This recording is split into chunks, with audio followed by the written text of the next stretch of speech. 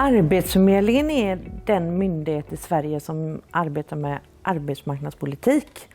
Som ska se till att det finns balans mellan arbetssökande och vad arbetsgivarna efterfrågar. Nej, vi förmedlar inte jobb på det sättet som vi gjorde förr. Jobben får man söka på egen hand och använda våra internettjänster. Där presenteras jättemycket jobb. Men vi delar inte ut några jobb och det är absolut inte vi som bestämmer vem som får ett jobb. Att det är så mycket papper och möten, det handlar om rättssäkerhet. Och att vi vill säkerställa att man har fått den informationen man behöver för att ta del av olika insatser. Och vi behöver också underskrifter.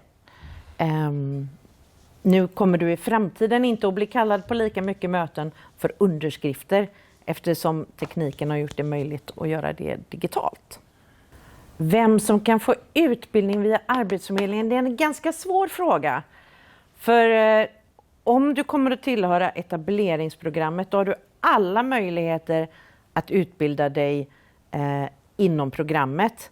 Även sådana utbildningar som en vanlig person skulle få ta studielån för. Efter de här 24 månaderna så är det många som går vidare till reguljära studier. Man läser vidare men man tar då studiemedel istället.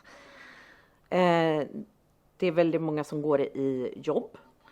Men är man fortfarande arbetssökande efter de här 24 månaderna, då kan man vara fortsatt inskriven på Arbetsförmedlingen, söka jobb, men man har inte sin etableringsersättning kvar. Försäkringskassan finns för alla som bor eller arbetar i Sverige.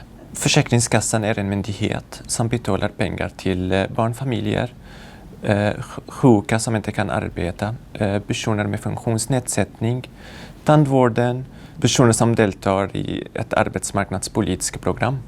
Man kommer i kontakt med Försäkringskassan när man vill ansöka om någon ersättning från Försäkringskassan.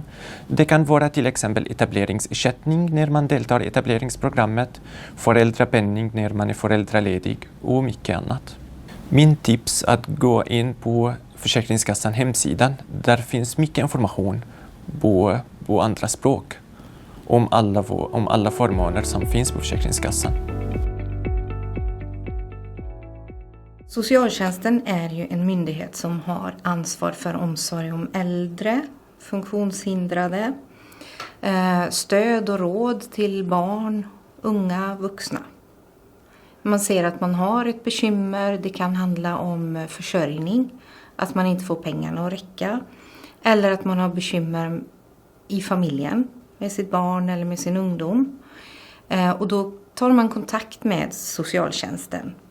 Det kan också vara så att någon i ens närhet, en granne eller i den utökade familjen, skola, förskola eller kanske polisen ser att det är någonting som det är bekymmer med. Och då kan de göra en anmälan till socialtjänsten.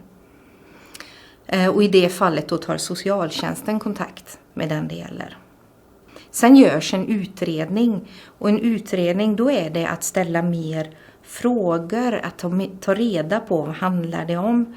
Kanske höra med om det är skolan som har anmält. Hur ser det ut i skolan? Får det här barnet det den behöver? Och då har socialtjänsten max 4 månader på sig att göra den utredningen. För att komma fram till vad är det som socialtjänsten behöver hjälpa till med. Att vissa barn placeras ibland, då kommer det sig av att socialtjänsten har fått kännedom om att det kan vara ett barn som inte har det tillräckligt bra. Det kan också handla om att det är skydd, att det är ett barn som utsätts för fara i familjen. Eller genom det vi kallar eget beteende, kriminalitet eller missbruk. Då kan socialtjänsten gå in och placera ett barn eller en ungdom för att skydda. Och i socialtjänsten idag så jobbar vi så hårt vi bara kan för att det ska fungera hemma. Med stöd till föräldrarna och de som finns runt barnet. Att hitta sätt att föräldrarna i första hand ska kunna ge barnet det behöver. Eller att om det är ett äldre barn eller en ungdom på hemmaplan, ska få hjälp med det som är bekymmersamt.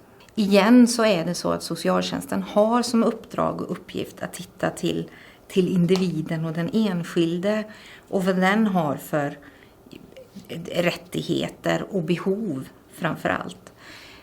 Så att det är inte så att vi automatiskt ställer oss på barn, kanske på barns sida, för att de oftast behöver mer skydd och hjälp och stöd än vad en vuxen gör. Men inte automatiskt på barn eller kvinnors sida framför mäns sida. Nej, man behöver inte vara rädd när man får en kallelse till ett möte med socialtjänsten. Jag kan förstå att man kan bli lite rädd, för det är ändå en myndighet och det är ganska formellt. Och man kanske inte alltid vet eller förstår vad det handlar om. Men det är bra, kloka och goda människor som jobbar på socialtjänsten och som har som uppdrag i att förstå och se vad är viktigt och vad behövs.